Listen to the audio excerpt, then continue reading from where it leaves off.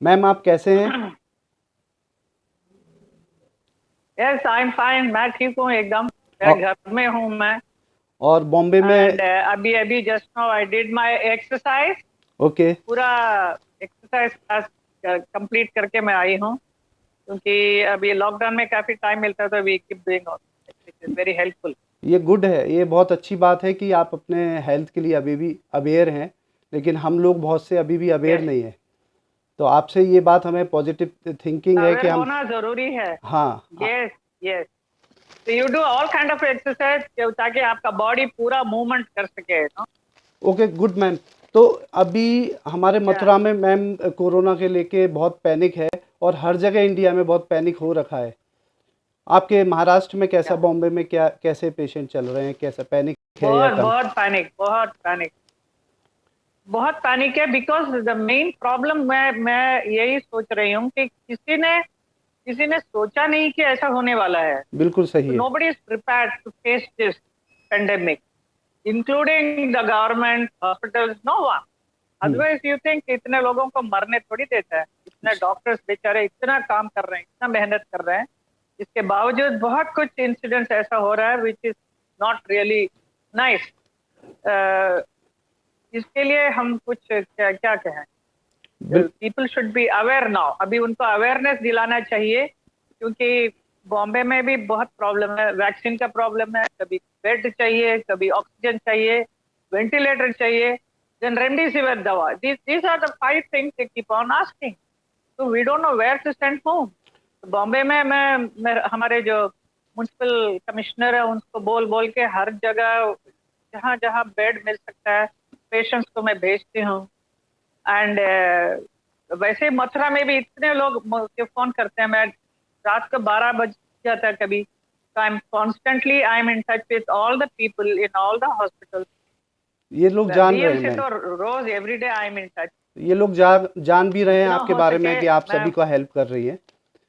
लेकिन main problem है ma'am, yes, हर जगह ऑक्सीजन और इंजेक्शन, और जो आपने जैसे बोला बेड की कमी। लेकिन मेरा मानना ये है कि हर जगह हर चीज़ है, लेकिन पेशेंट बहुत ज़्यादा हैं। बेड तो जैसे होने चाहिए, उसके अलावा भी गवर्नमेंट ने बेड और ऑक्सीजन हर चीज़ करी है, लेकिन हर घर में इस समय पेशेंट है मैम। अभी इसके लिए क्या करना चाहिए? जहां जहां हमारे मथुरा में बहुत बड़े बड़े आश्रम्स हैं, इतने अच्छे अच्छे बड़े बड़े आश्रम्स बना के रखे हैं हमारे संत लोगों ने, उसको भी अगर वो इस बेड दे सकते हैं ना, लोगों को बिल आने के लिए अलाउ करें, ठीक है। क्वारंटाइन करने के लिए, वॉट एवर, तो it will be very helpful. क्योंकि hospital is not able to manage, इतना बिल बेड नहीं दे पा रहे हैं। बिल्कुल सही बात है मैम, लेकिन इससे पहले एक बात जानना ज़रूरी है कि मेरे हिसाब से कि लोग बाग इतने इन्फेक्टेड क्यों हो रहे हैं, क्यों इतना पैनिक हुआ है। तो मैं थोड़ा सा, आप अगर मुझे इजाज़त दें तो मैं बताऊं कि जो मेरा हाँ हाँ, एक। बोलिए ना, बोलिए। यस। मैम एक्चुअल में बात क्या है कि हम जो कोरोना हर घर में है, आपको भी पता है, लगभग सभी घर में पहुंच गया है, और जो उसके सिम्टम्स हैं, वहाँ से लेके मैं बोलता हूँ कि 7 डेज से लेके 10 डेज एक गोल्डन टाइम है हमारे पास में। वो हम सब लोग मिस कर दे रहे हैं, क्योंकि अभी क्या हो रहा है कि हम सब ये देख रहे हैं कि हमें मास्क लगाना चाहिए या हाथ सैनिटाइज करना चाहिए, लेकिन इंटरनली क्या चल रहा है वो भी हम लोगों को जानना बहुत ज़रूरी है। और हम लोग अभी ये समझिए कि एक वर्ल्ड वार चल रहा है, और हमारे जो बॉर्डर्स हैं उनकी सीमा टूट गई है, यानी कि केवल मास्क और सैनिटाइजर से कुछ नहीं होने वाला, साथ में हमें अपने आप को भी थोड़ा सा मजबूत करना पड़ेगा। तो अभी बचाना पड़ेगा। बचाना पड़ेगा। अगर सिम्टम्स आते हैं तो केवल पैरासीटामोल पे ना रहें, क्योंकि जो हमारे पास गोल्डन टाइम है 7 से 10 डेज का, जहाँ पर वायरल लोड धीरे धीरे बढ़ता है। सपोज हमारी बॉडी में आज 100 वायरस अंदर गए, तो हमारा जो फाइटिंग है, जो हमारे टी सेल्स हैं, जो हमारी जिसको हम बोलते हैं कि इम्यूनिटी है, वो उनसे फाइट करती है। तो बहुत से 80% लोगों में तो हमारी जो फाइटिंग सेल्स है वो जीत जाते हैं, लेकिन कुछ में क्या होता है कि धीरे धीरे वो फाइटिंग सेल्स पे अटैक करने लगते हैं, और हम क्या करते हैं कि पैरासीटामोल खा के अपनी बॉडी का जो इंटरनल हीट है उसको कम कर देते हैं, हमें पता ही नहीं चलता अंदर क्या चल रहा है। और जो बाहर के वायरस हैं वो डेवलप होने लगते हैं। तो आज अगर 100 वायरस है तो 7 दिन में वो 6400 हो जाते हैं, अगर वो एक दिन में मल्टीप्लाई करें, लोड जो है 64% हो जाता है। लेकिन कोरोना का और सब वायरस के मुकाबले बहुत फास्ट रैपिडली ग्रोथ है। तो हमारे लंग्स में बहुत फास्ट ग्रोथ करता है और सिम्टम सीवियर तब आते हैं जब हमारा लंग्स लगभग 50% इन्फेक्टेड हो जाता है। तो इस आपके माध्यम से मैं कहना चाहता हूं कि जो गोल्डन पीरियड है उसको ना गवाया जाए। तो जैसे क्या करना चाहिए आप बताइए, उसके क्योंकि जैसा फीवर होता है तो सब तो परेशान होते हैं कि अरे फीवर आ गया, तो वो डेफिनेटली वो डोलो या फ्रोजन ये जरूर खा लेते हैं। तो आपका कहना है कि ये नहीं खाना चाहिए, नहीं, फिर ये what is the next medicine, वो बताइए। मैम अगर एक्चुअल में बॉडी में क्या चलता है कि जो हमारे इम्यूनिटी सेल्स है उनको कोई भी इन्फेक्शन हमारी बॉडी में होता है तो उनके लिए हीट चाहिए होती है उनसे लड़ने के लिए। प्रोटेक्शन हमारे टी सेल्स का और जितने भी इम्यूनिटी सेल्स का तब होता है जब हमारी बॉडी में हीट होता है। तो इसीलिए ईश्वर ने हमारे लिए कभी भी कोई इन्फेक्शन होता है तो आपने देखा होगा हमें फीवर आता है, वो हमारे लिए अच्छा है। 100 तक आना, 101 तक भी आना हम अच्छा है। उसके बाद में हमें पानी का जो कपड़ा होता है ना उससे अपने माथे पे रखना चाहिए और एक्सटर्नल हीट को कम करना चाहिए। क्रोसिन डोलो भी ले सकते हैं 101 से ऊपर, लेकिन ऐसा ना करें केवल डोलो ही लें, क्योंकि हमने फीवर को कम करने के लिए तो ट्रीटमेंट ले लिया, लेकिन जो वायरस लोड है उसके लिए हम कुछ नहीं कर रहे हैं। हम देखिए, नहीं अभी मैं आप ये आयुर्वेदिक के हिसाब से आप कह रहे हैं ना, उसके मुताबिक नहीं है मैं जैसा मॉडर्न मेरे पास जितने भी हमारे घर में भी इन्फेक्टेड हैं, there are my cousin sisters, my brother, they all got infected. तो बट उनके लिए भी सही दवा देके जो जो कोरोना के लिए जो दिया जाता है वो देके उनका काफी कम होके सब ठीक हो गए हैं। बिल्कुल सही आप हमारे कह रही हो। परिवार में भी हुआ है। हाँ, बट बाकी लोगों को ये समझाना पड़ेगा कि सिर्फ क्रोसिन खा के घर में नहीं बैठना चाहिए। उसका आ, आ, दूसरा मेडिसिन भी कोरोना के लिए जो फीवर हो रहा है इसके लिए वो दवा लेना चाहिए, चाहे वो एलोपैथी हो या आयुर्वेदिक हो। बिल्कुल, मैं उसी पे आ रहा हूँ मैम। तो जैसे ही हमारा हाँ, जैसे ही सिम्टम्स आते हैं, चाहे वो फीवर हो या कफ हो, कोल्ड हो, तो हमें मानना चाहिए कि हम वायरस से अटैक हमारे ऊपर हो गया है। हम लोग 7 दिन ये मानने में लगाते हाँ, हैं कि हमने ठंडा पानी ले लिया, हमने आइसक्रीम ले ली, ये टाइम हम समय गवा देते हैं। जबकि हमें उस समय ल्यूक वार्म वाटर लेना चाहिए, प्राणायाम करना चाहिए। साथ में आयुर्वेद में बहुत से ड्रग ऐसे बताए हैं, जैसे लवंग आदि बटी है, लक्ष्मी विलास रस, नारदीय है, वो 2-2 3-3 टैबलेट दिन में 2-3 बार ले सकते हैं। और आपने देखा होगा आज से पहले जब 50 साल पहले सभी के घर में सितोपलादी चूर्ण हुआ करता था, जो बच्चों को देते थे शहद में मिला के। कभी भी सर्दी खांसी हुई उसको दे देते थे। उसका एक्शन क्या है कि वो लंग्स में कफ ओके, कफ को जमा नहीं होने देता। वो हाँ, that is important. Yes, yes, कफ को पिघला। कॉफ, कोल्ड कफ होता है उसको स्टॉप करना चाहिए। बिल्कुल। हम अगर कोई भी दवा बॉडी के में एंटीबायोटिक अगर ले रहे हैं तो वो बैक्टीरिया को मारने की दवा है, ना कि वायरस को दवा है। वो क्या करती है, हमारे बॉडी में कफ को जमा कर देती है। हमें चाहिए, आयुर्वेद कहता है कि कोई भी चीज़ है उसको शरीर से बाहर निकालना पहला सिद्धांत है।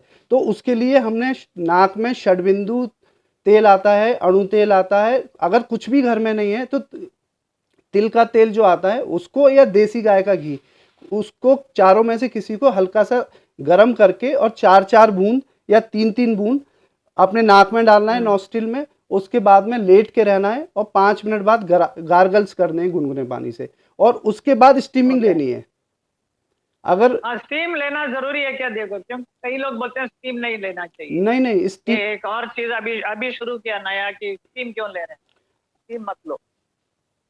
अगर मैम केवल प्लेन स्टीम लेते हैं तो उससे जो नया आ रहा है कि जलने का खतरा रहता है, आदमी ज़्यादा स्टीम ले रहा है आधे घंटे। इसलिए मैंने बोला पहले ऑयल डालना है। जब आप लुब्रिकेट कर लोगे तो जो जलने का खतरा है बिल्कुल ख़त्म हो जाएगा। और ऑयल क्या करता है, ओके, हमारे जो साइनस रहते हैं और थ्रोट जहाँ पे भी कफ है वहाँ पे उसको लुब्रिकेट करता है, निकालता है, और स्टीमिंग भी उसमें हेल्प करती है।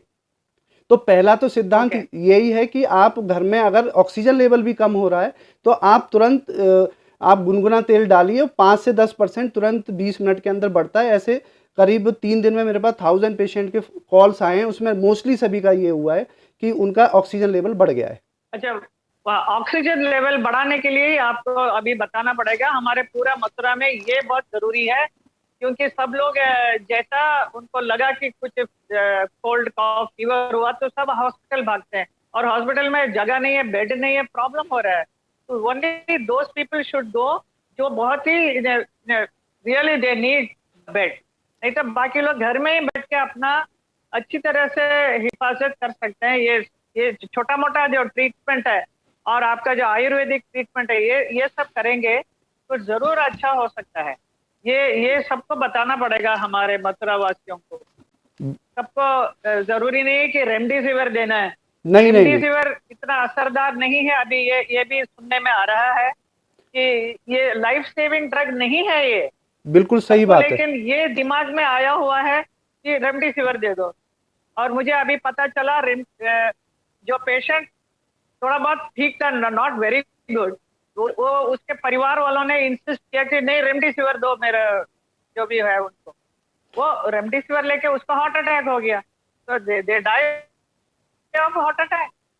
तो रेमडी अच्छा। बिल्कुल और सही एक बात और है। चीज मुझे बोलना है कि डॉक्टर के पास छोड़ दीजिए ना, डॉक्टर विल डिसाइड कि क्या करना चाहिए। ज्यादातर यहाँ क्या हो रहा है, परिवार वाले घुस के वो इतना टेंशन में है बेचारे, आई अंडरस्टैंड, कि उनको ये कर दो, ये दे दो, वेंटिलेटर दो, ऐसा कियोस मचा हुआ है। तो इसके लिए आप कुछ बताइए कि क्या करना चाहिए, what is it necessary. Ma'am Ayurveda में एक चीज, एक श्लोक आता है, विषादो व्याधि वर्धनाम, मतलब कि भय से व्याधि बढ़ जाती है। और मॉडर्न ने ये रिसर्च करके भी बताया है कि अगर हम भयभीत हो जाएंगे तो हमारे अंदर एंजाइम्स ऐसे पैदा हो जाएंगे जो हमें मारने का काम करेंगे। तो सबसे पहली बात तो हमें बिल्कुल भी डरना नहीं है उस समय, और पेशेंट को हौसला देना है कि कोई दिक्कत नहीं है। अगर पेशेंट के सामने बोल देंगे कि ऑक्सीजन नहीं मिल रहा, ये नहीं हो रहा, ये इंजेक्शन नहीं है, तो वैसे भी आधा और वो हार नर्वस जाएगा, होता है। वो नर्वस हो जाएगा। और ये रिसर्च हो चुका है मैडम। और आयुर्वेद तो पहले से क्या क्या आया है, उसको डॉक्टर के पास आने के बाद डॉक्टर का काम होता है कि 50% वो अपनी बातों से पेशेंट को ठीक करता है। तो घर वालों का भी काम ये है कि वो अपने पेशेंट को हौसला दें, ना कि एकदम घबराए नहीं। अब रही बात ऑक्सीजन लेवल बढ़ाने की, तो मैंने आपको जैसे बताया कि सबसे पहले ऑयल डालें। और जो अंदर वायरल लोड पे काम है उस पे हम काम नहीं करते, केवल डोलो दे रहे हैं। जबकि हमें आयुर्वेद में लक्ष्मी विलास रस नारदीय आती है, वो दे सकते हैं। लवंग आदि बट्टी आती है, वो दे सकते हैं। गिलोय घनबट्टी आती है। टैबलेट यस टैबलेट है। यस यस, टैबलेट फॉर्म में हर जगह उपलब्ध रहती है। गिलोय घनबट्टी आती है, वो दे सकते हैं। सितोपलादी चूर्ण या तालीशादी चूर्ण आता है मैम, वो दे सकते हैं। अगर ज़्यादा उसमें और ज़्यादा है तो बहुत से ऐसी भस्म आती हैं जो डॉक्टर के अंडर में लेनी होती हैं, जैसे टंकन भस्म है, गोदंती भस्म है, अभ्रक भस्म है, ग्लोय सत्व है। ऐसे बहुत सारी चीज़ें आती हैं। एक आयुर्वेदिक डॉक्टर से कंसल्ट करके लीजिए, तो उसके रिजल्ट मैम बहुत अच्छे आ रहे हैं। मैं तो पिछले 3 दिनों से ये देख रहा हूँ कि जिनका 80 लेवल था वो आज 95 पे आ गए और हॉस्पिटल में एडमिट भी नहीं हुए और घर पे ठीक है। एक उदाहरण मैं मैम देता हूँ कि बहुत अच्छा। एक एक पेशेंट मेरा दिल्ली का था, जो कि गाड़ी में था, कार में था, और निकल गया था हॉस्पिटल के लिए, लेकिन उसको हॉस्पिटल नहीं मिला, ना उसके पास ऑयल था। तो मैंने क्या बोला कि बोले हम क्या करें, इनका ऑक्सीजन डाउन हो रहा है, अब क्या कर सकते हैं, उनके पास ना ऑयल है ना कुछ है, बोले यहाँ भीड़ है। तो मैंने उनको बोला कि आप अपने हाथ को ऐसे, पेशेंट को बोलो ऐसे रगड़ने के लिए। इससे क्या होता है मैम, ये इंटरनल हीट फ्रिक्शन है ना, ये इंटरनल हीट को बढ़ाता है। हाँ।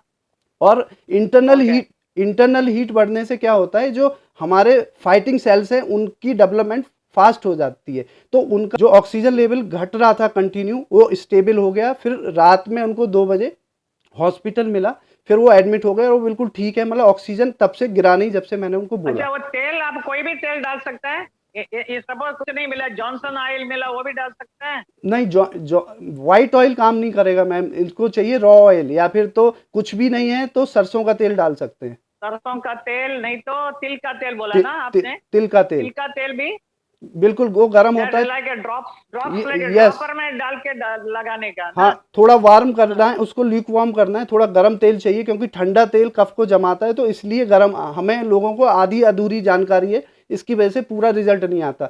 तो जब हम गर्म करके थोड़ा गुनगुना करके डालेंगे तो वो क्या करेगा, लुब्रिकेशन स्टार्ट कर देगा और उसको क्यूरेट करना चालू कर देगा कफ को, और तुरंत डालने पे उसके इफेक्ट बाद आता है। स्टीम भी ले सकता है? बिल्कुल, स्टीम भी स्टीम लेना स्टीम भी है, ले सकता है। स्टीम जरूर लेना है। इसके बाद में ma'am, and also lot of breathing exercise करना चाहिए ना? बिल्कुल बिल्कुल ब्रीदिंग। प्राणायाम करना चाहिए, जिससे कि हमारा, वैसे भी प्राणायाम के पीछे जो मॉडर्न का फैक्ट यही है कि जब हम ब्रीदिंग करते हैं तो हर सेल्स में हमारे ऑक्सीजन जाता है। कपालभाति।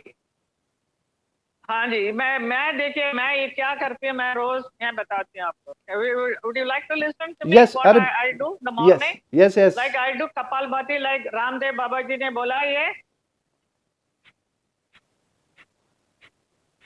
ये 200 to 300 times I do it, and then another next one I do this is throwing out the exhale करना. This is throwing out. This is bhastrika, another 100 times I do. Very Okay, good. then another one I do this.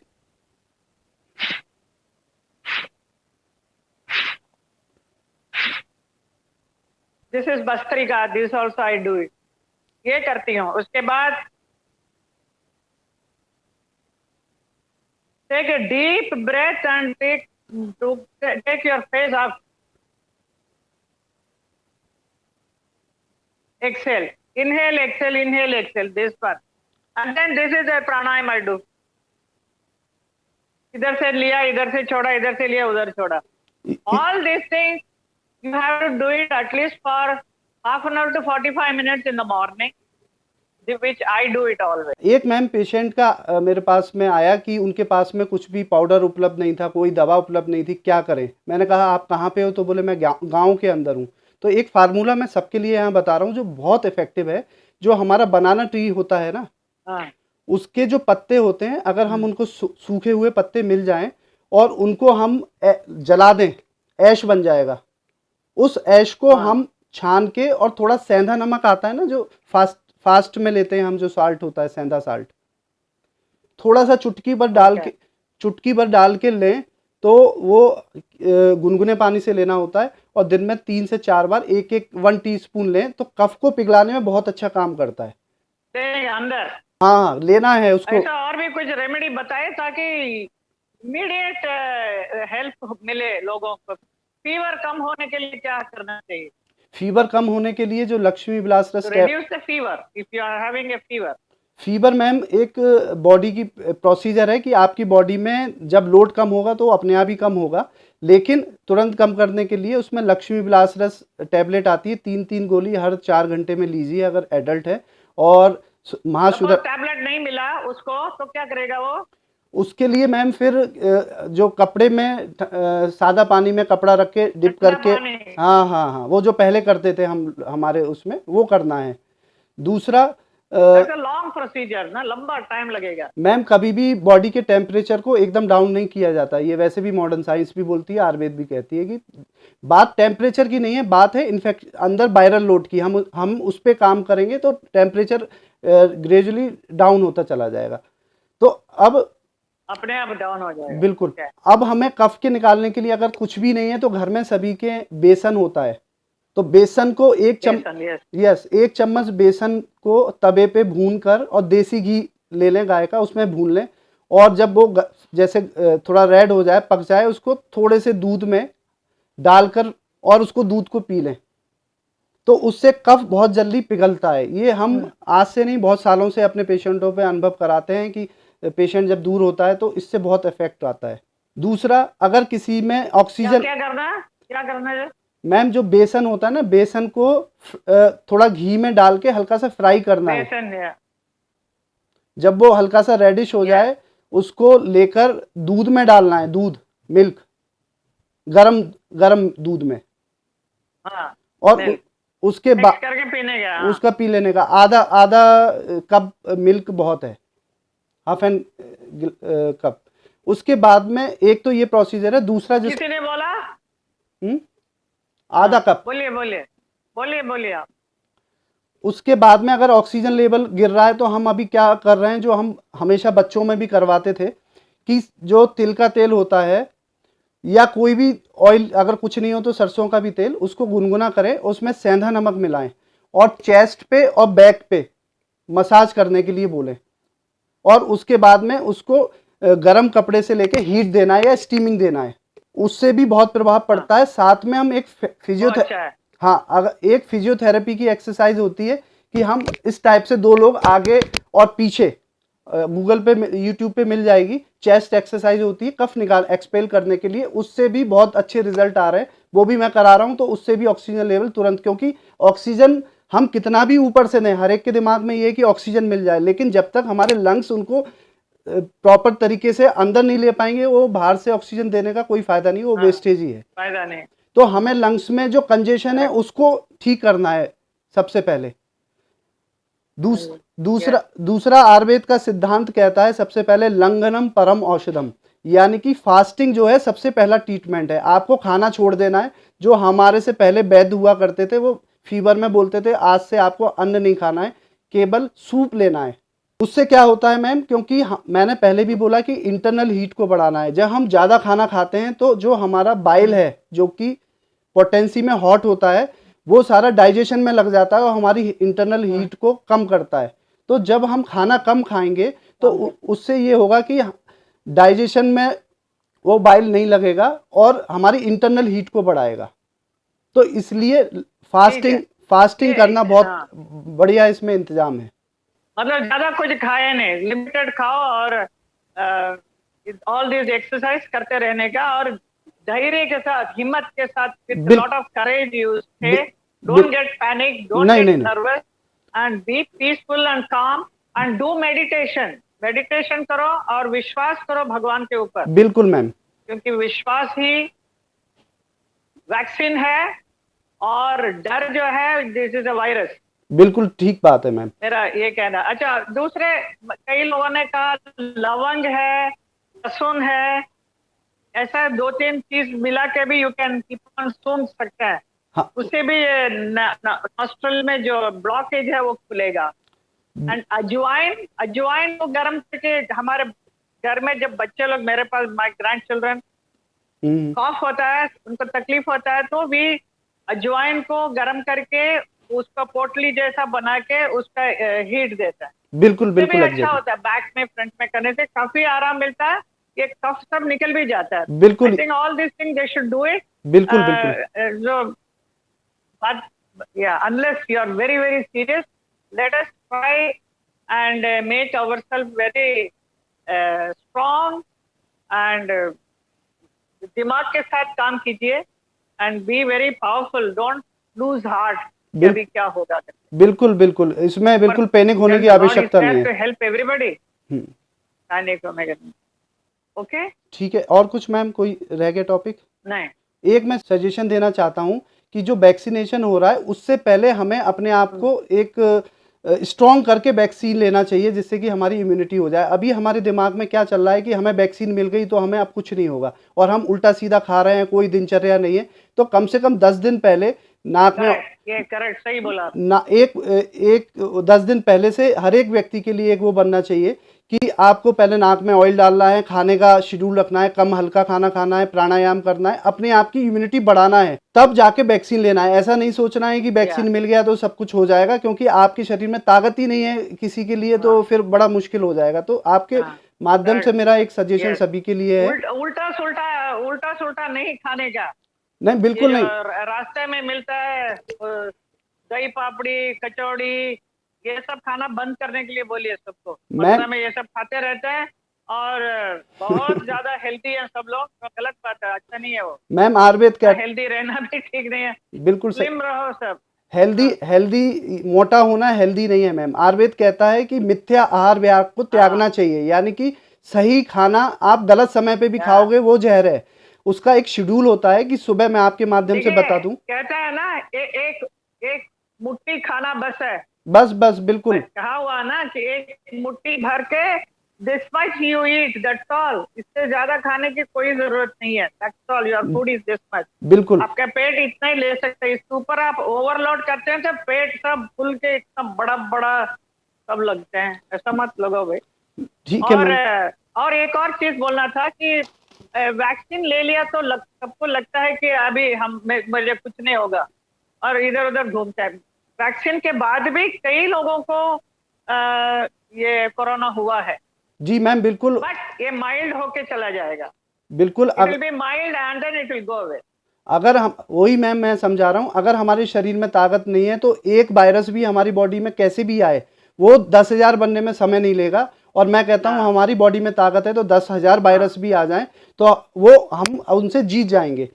तो आयुर्वेद कह रहा है कि मिथ्या आहार विहार नहीं करना चाहिए, यानी कि सही खाना सही समय पे खाना है। सुबह का जो ब्रेकफास्ट का टाइमिंग है वो 8 बजे का है और लंच का टाइमिंग 12 बजे का है और डिनर का टाइमिंग सूर्यास्त से पहले है 7 बजे। हाँ, हम सारे लोग जो है 10 बजे, रात में 11 बजे खाना खा रहे हैं, तो 12 बजे खाना खा रहे हैं। खाना इस निशाचर का खाने का समय है। बिल्कुल, तो आप सही हेल्दी खाना भी खाते हैं और गलत समय पे खाते हैं तो वो बीमारियों का कारण है, जबकि आप थोड़ा सा अनहेल्दी भी कई खा लोग मुझे पूछते हैं कि क्या, हाँ बोलिए बोलिए बोलिए। अगर हम अनहेल्दी खाना भी सही समय पे खाते हैं तो वो इतना नुकसान नहीं करता, जबकि हेल्दी खाना गलत समय पे खाना बहुत नुकसान करता है। रात में जैसे हम दही खाते हैं, कर्ड ले रहे हैं, हमें पता ही नहीं है कि वो अभिसंधि प्रॉपर्टी है, यानी कि वो पोर्स में जाके डाइजेस्ट होता है। ऐसे लोगों को थोड़े दिनों में स्टिफनेस हो जाती है। तो बहुत सी चीज़ें आयुर्वेद में हर चीज़ बताई गई है, दिनचर्या अध्याय में, ऋतुचर्या अध्याय में। उसी के अनुसार अगर हम करें तो बॉडी की इम्यूनिटी इतनी स्ट्रांग हो जाती है, कोई भी बीमारी हमारे पास नहीं आती है मैम।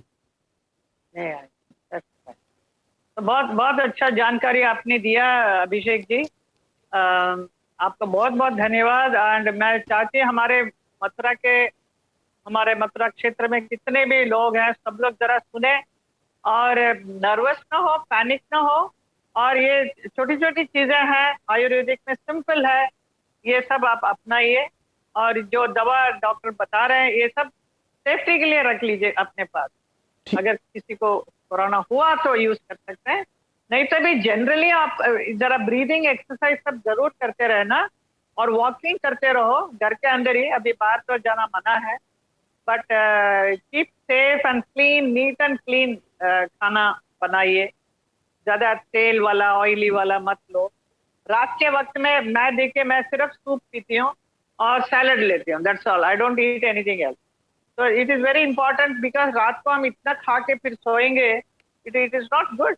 डाइजेशन मशीन हमारा चलेगा ही नहीं।